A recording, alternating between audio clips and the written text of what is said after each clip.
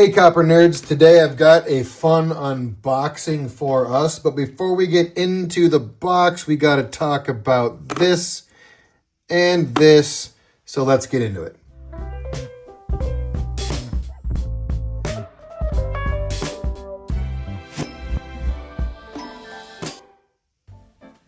So what do we have here? What's the significance? This is a token that has what I'm told is a monkey god swinging a lasso. I thought it looked like a camel, but it's not. But on the reverse, you will see it is a good luck token from Mehl, who was a very well-known catalog mail order coin shop from Texas that really made coin collecting something that was attainable for the everyday average American.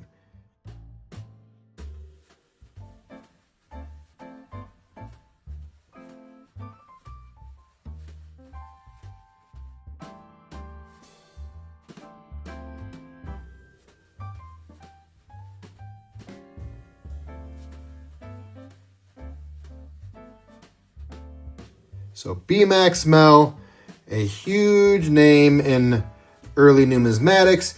He was active in the first half of the 1900s there. So we have this token, which is always on my desktop. Put it somewhere safe. Here on screen though, there. And then we have my Sheldon, one of my Sheldon 62s. I have this Sheldon 62 and this Sheldon 62. This one is a little ratty, but this one is a lovely example that I purchased from Al Boca.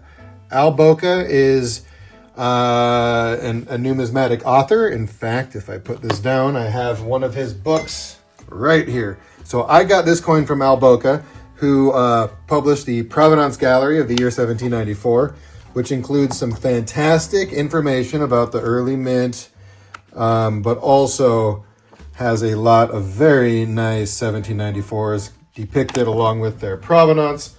The provenance on this particular coin includes Al Boca, but also let me rattle off a few more important names.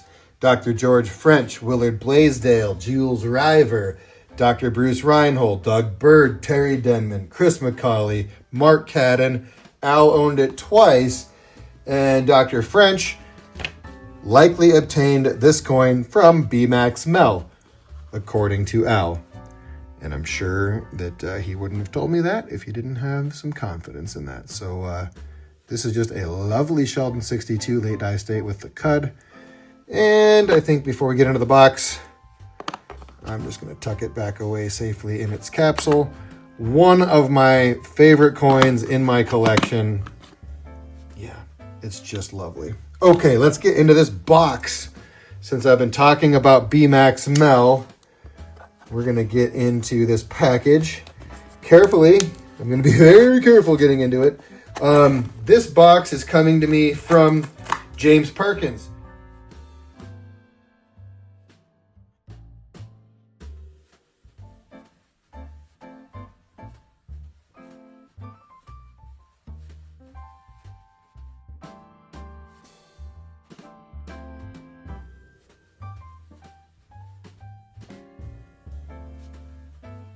James is a very nice guy, coin dealer, numismatist, who I met at the American Numismatic Association summer seminars this summer.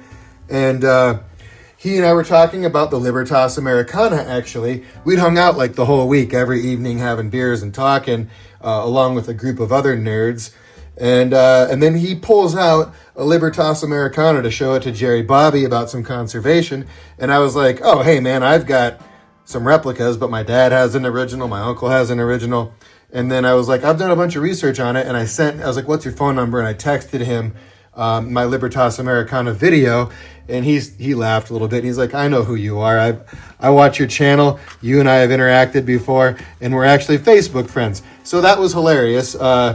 Anyway, I've stayed in touch with James generally, and then I saw that he had this little package of stuff for sale, and for auction. So I just took whatever the current bid was and doubled it, and I was not gonna not get this stuff. And I've got some provenance details to share as well. I'm just going to insert the info that James sent me.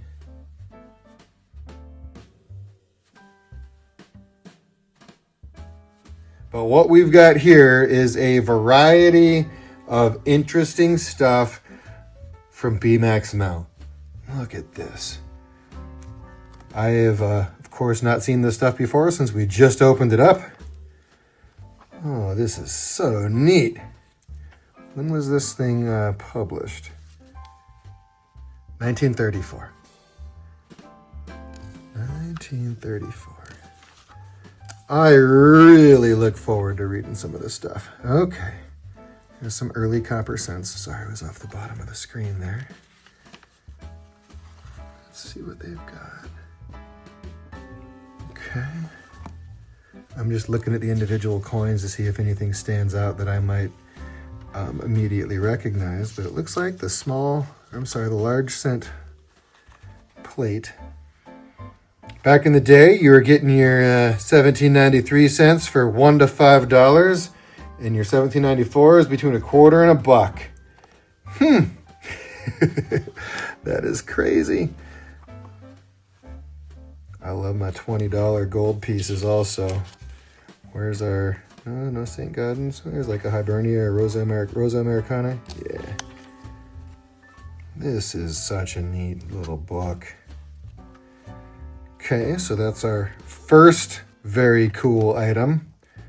Oh, I think they show his picture. Is that a picture of his building back in here?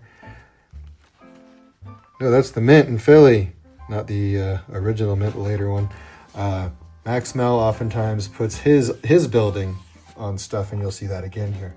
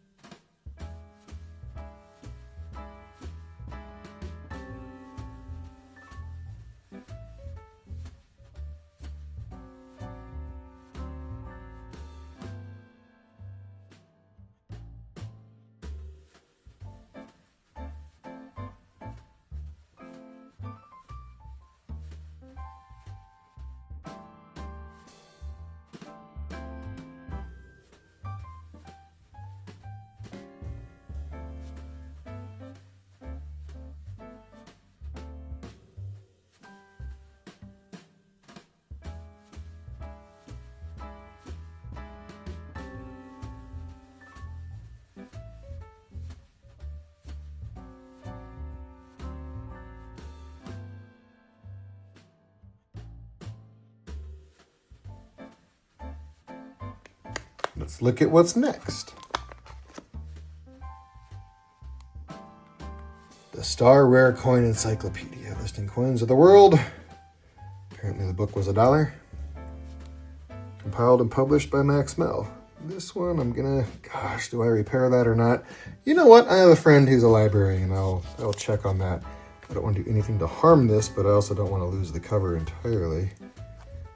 Okay. 1935. Okay, here we're into, this is of more interest to me. U.S. large cents.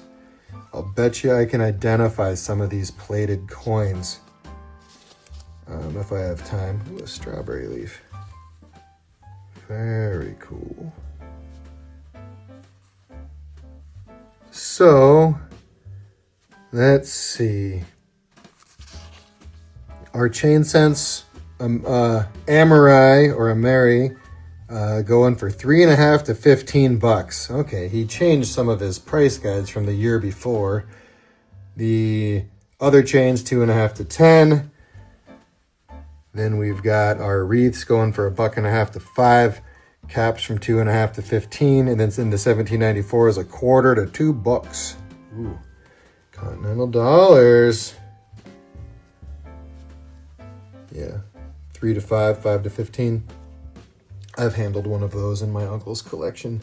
They are surprisingly rough looking. They're struck in pewter, and they're just a little ratty. And this one's like a high AU, low MS. And it's just like the edges are just kind of gnarly. Like some of it's shiny, some of it's kind of just looks like raw pewter from where it didn't strike very well around the edges.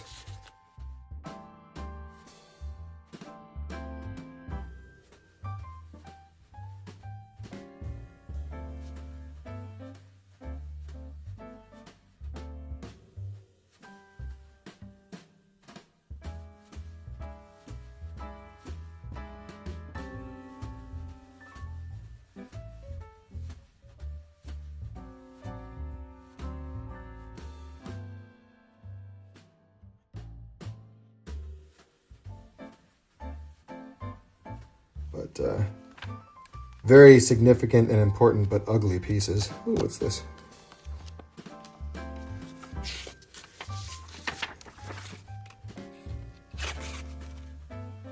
Okay, it's to send right now for this large illustrated coin catalog. Okay, you can send off to get the mail order catalog from Max Mehl's shop. All right, let's carefully go to the next one.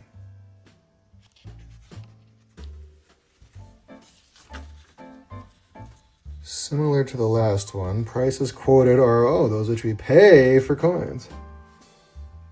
If you want to buy coins, so this is their request to purchase your coins. Very interesting. It says that they have been in the same building and the same ownership for 34 years. Gosh, I keep falling off the bottom of the page. Sorry about that, you guys. Electrotypes. Interesting. Okay. So again, I like the cents. Looks like the same plates. Yep, substantially the same book. I will give you some names, but essentially, Max Mehl's entire inventory was purchased by one guy who sold it to another guy who is who. These are coming through James. What do we got here? A price list. There is Max. Looks like this one I don't have to worry about whether I'm going to keep that cover intact or not.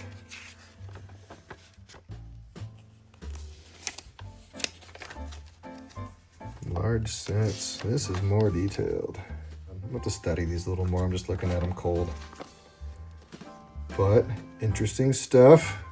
There's again part of his building. Probably a cool building to check out someday. Okay, let's go to what's next. And these are pretty cool. Yeah, these are just some canceled checks that Max Mehl had written. One for $82 to Penny Lumber Company. was signed not by Max, but by secretary. But that one looks like it was signed by Max for sure. And $120. D. Karshan. Karshan? I don't know. Anyway, very cool. I'm excited to add some of this to my Max Mehl stuff, along with my token, and then my one coin that's got his provenance. So, yeah, thanks, James.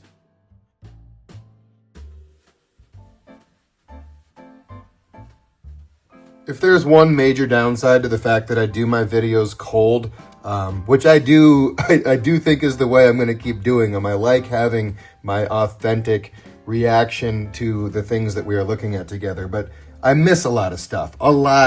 Like when I'm in editing, I'm constantly like, oh man, I didn't cover this, I didn't cover that.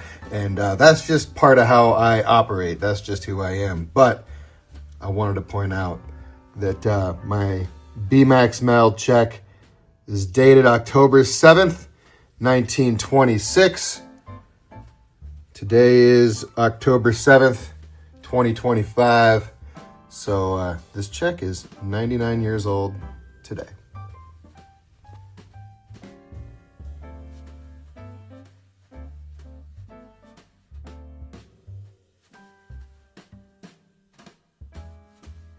Thanks for checking this one out. Feel free to hit me up in the comments, and I will catch you on the next one. Peace.